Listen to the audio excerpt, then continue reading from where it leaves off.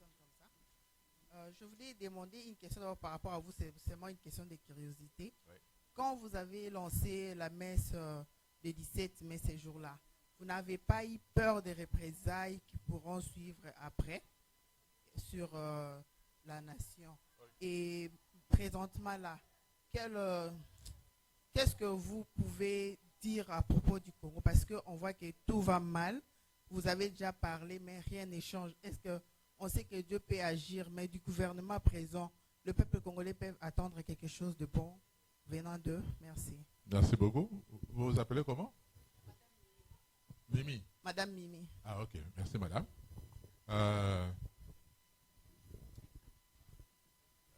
C'était le 17 janvier. C'était l'anniversaire de la mort ou de l'assassinat de Mouzé Laurent Désiré Kabila. J'étais un des pasteurs de la cathédrale. J'étais même le pasteur permanent. Ça veut dire que, à part le chef, le président de l'église, qui est le chef de la cathédrale, c'est moi qui m'occupe de l'administration et tout. Et la fondation Kabila nous a écrit une lettre pour nous informer, pour nous demander d'organiser le culte d'Action de grâce le 17 janvier 2018. Alors, j'ai dit à mon chef, le nouveau président de l'église, je dis, ben, ça serait une bonne occasion pour qu'on t'entende de toi. Et comme ça, ben, tu vas entrer dans le milieu congolais et tout ça par la grande porte. Et puis il a dit non. Ah, il m'appelle Franck. C'est comme ça que ma femme m'appelle, mes amis m'appellent. Il dit Franck, non. Toi, tu es habitué à faire ça. Fais-le. Peut-être une prochaine fois, mais pas cette fois-ci. Ok. Mon chef m'a dit, je prends ça comme l'ordre, on ne discute pas l'ordre du chef. Mais, comme toujours, même pour venir vous prêcher, je prends le temps de prier. Beaucoup de temps de prier.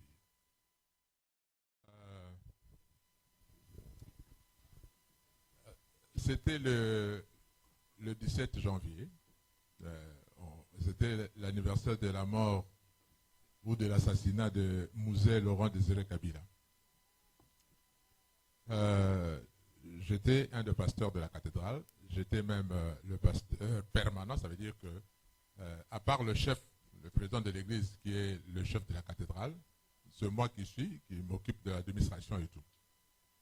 Et la fondation Kabila nous a écrit une lettre pour nous informer, pour nous demander d'organiser le culte d'Action de grâce le 17 janvier 2018.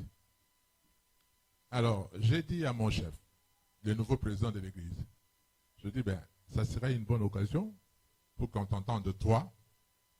Et comme ça, ben, tu vas entrer dans le milieu congolais et tout ça par la grande porte.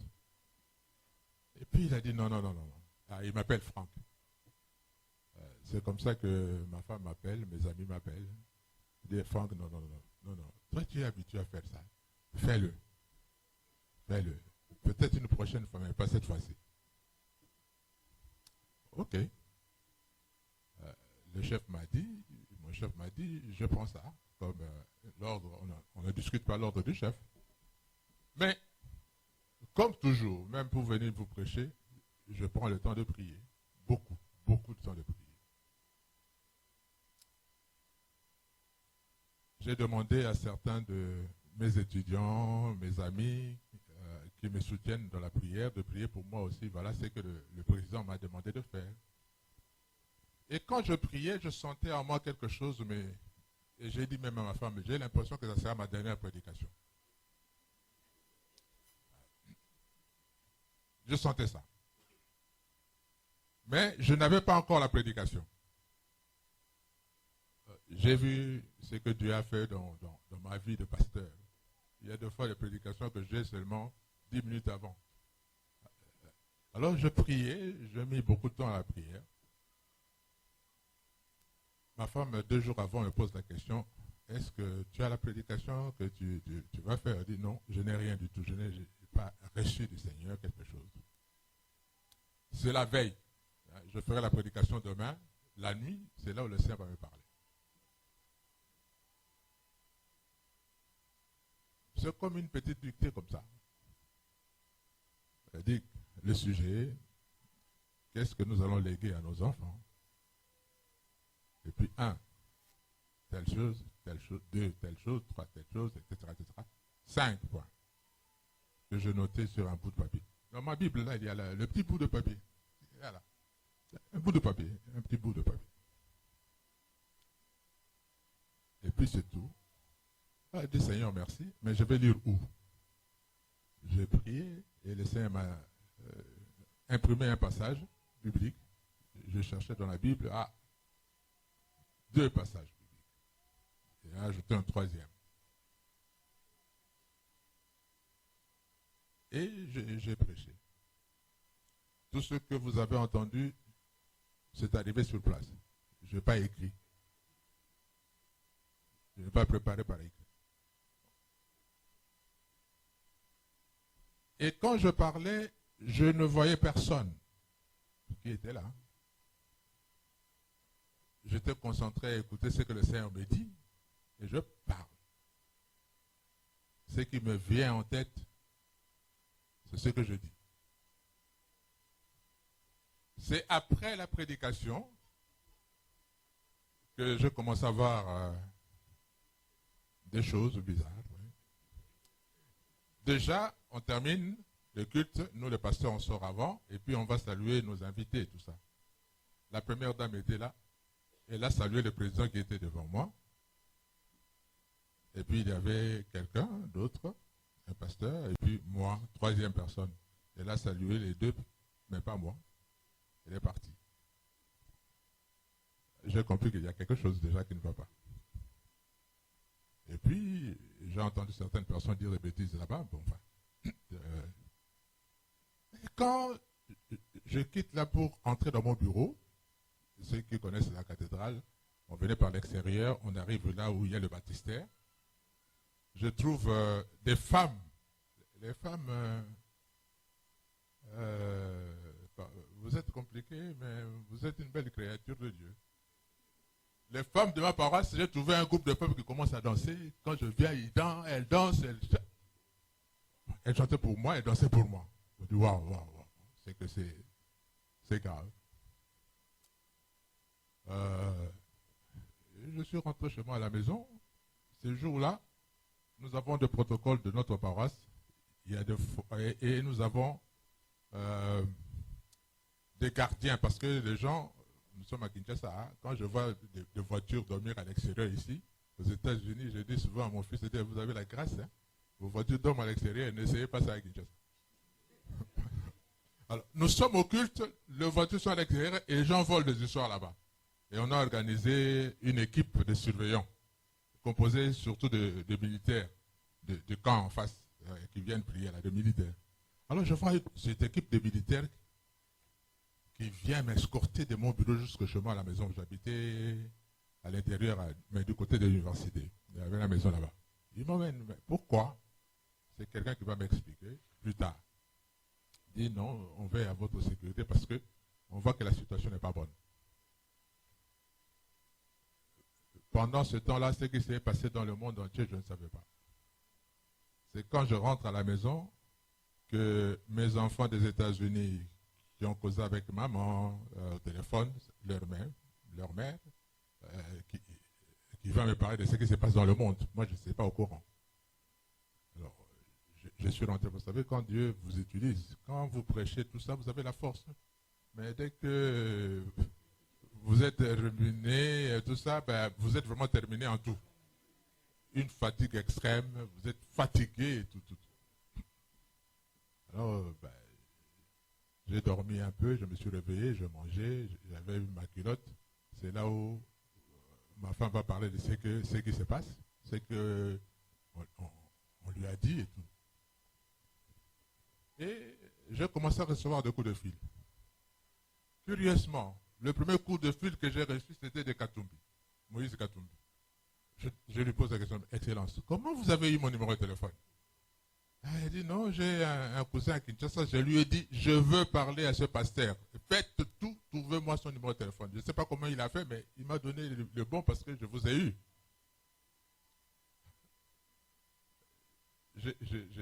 J'ai même rigolé un peu, vous allez rigoler. Une des personnes qui m'a téléphoné le même jour, c'était Boketu Premier.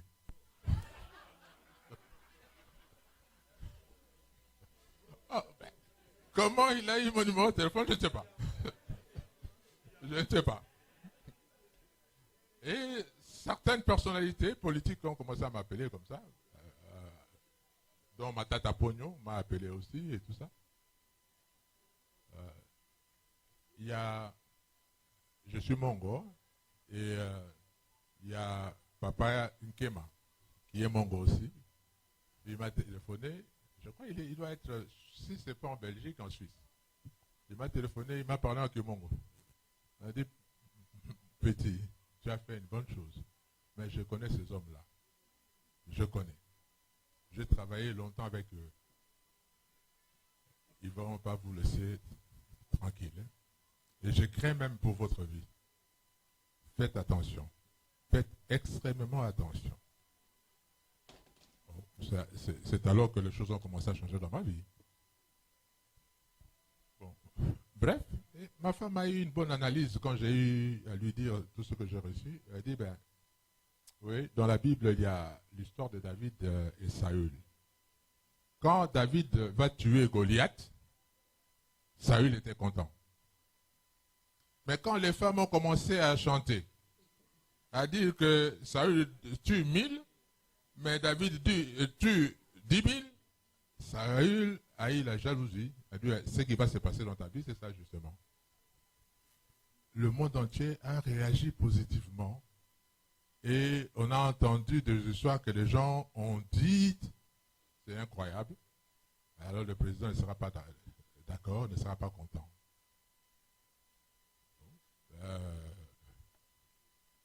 Jusqu'à ce que un jour on m'a téléphoné de la Belgique, quelqu'un de la présidence de la République, parce que nos téléphones étaient déjà sous écoute, qui a téléphoné à son ami que lui connaît, et il est dans le siège du milieu protestant, peut-être tu peux connaître le pasteur de Kofu.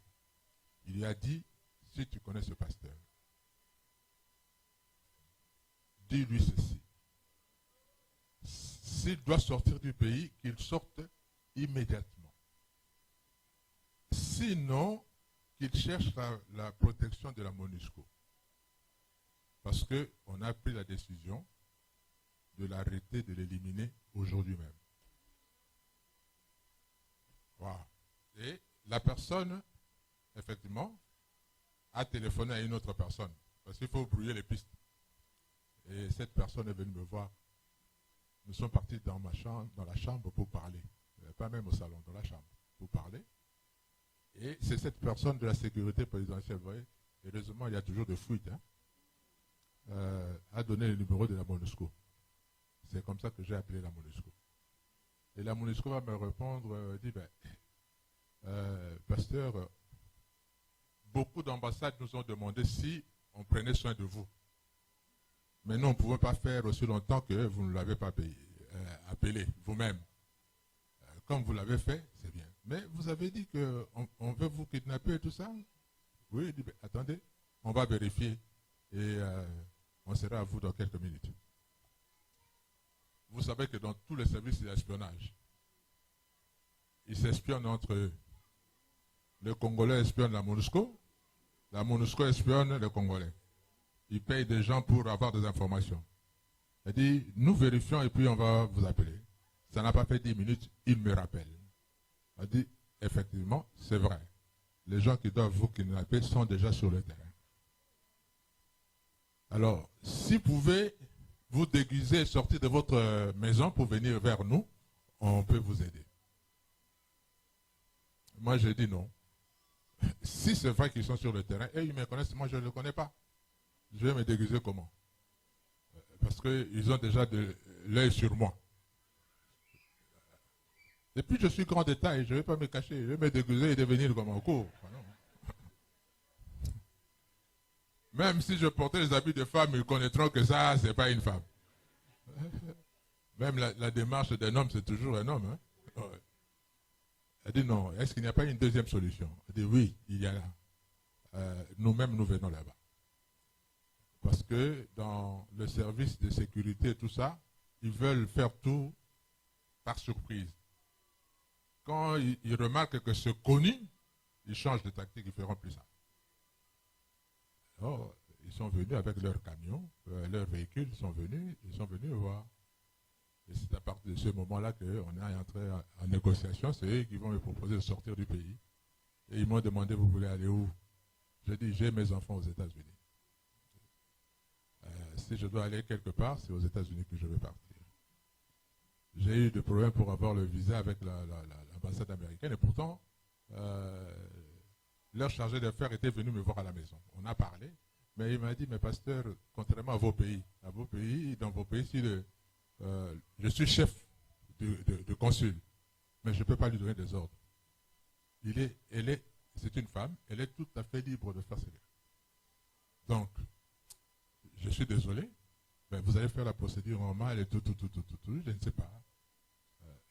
Bon, on a mis ça entre les mains du Seigneur, et puis elle m'a fait, on a pris un rendez-vous, je vous reçois tel jour, avant tel jour là, et me dit non, je suis occupé, venez plutôt tel jour, etc. On a senti qu'il y a eu déjà la pression politique.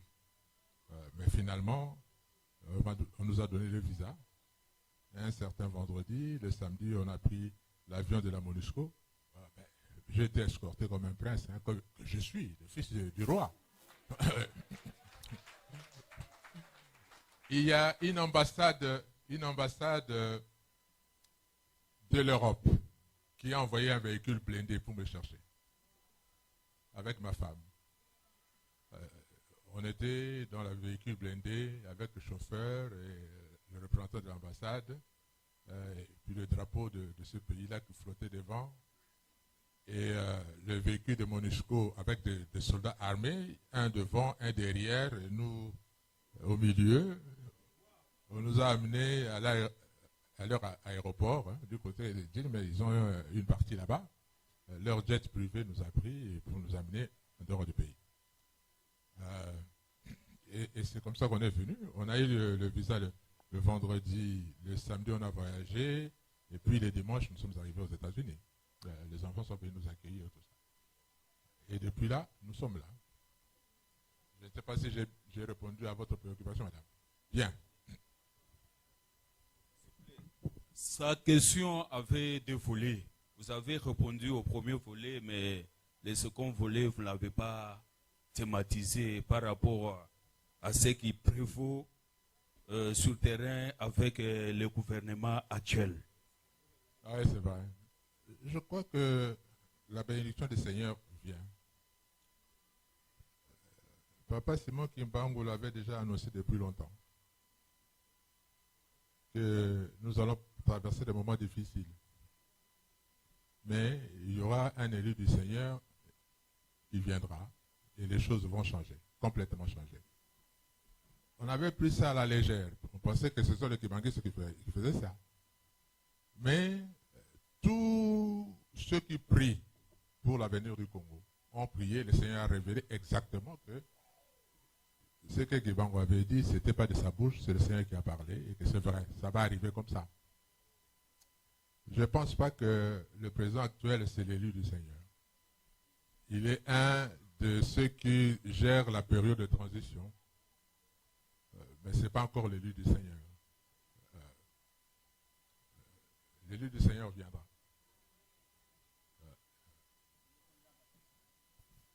Pardon? Ça, c'est ma prière. Je prie pour que devienne Jean-Baptiste pour préparer la montée sur le trône du Congo de l'élu du Seigneur. Ouais. Ça, c'est ma prière. Ne pensez pas qu'il fera comme une baguette magique, laver les cerveaux, enlever tout, change. Non. Déjà, il a eu un faux départ. Le deal qu'il a signé avec un parti qui a dirigé le pays pendant 18 ans, qui n'a rien fait. Et vous voulez gouverner avec ce parti-là. Qu'est-ce que vous attendez de mieux? déjà le départ était faux. Il va peut-être changer les choses petit à petit, je ne sais pas, mais il aura des difficultés pour le faire. À moins qu'il renonce à ce qu'il a fait, à la pris comme engagement. Mais s'il osait renoncer, ben, on va le tuer. Dans ce monde-là, quand vous avez signé, vous avez signé. Quand vous renoncez, ben, on vous élimine carrément. Ouais. Il faut prier pour notre président et prier pour notre pays.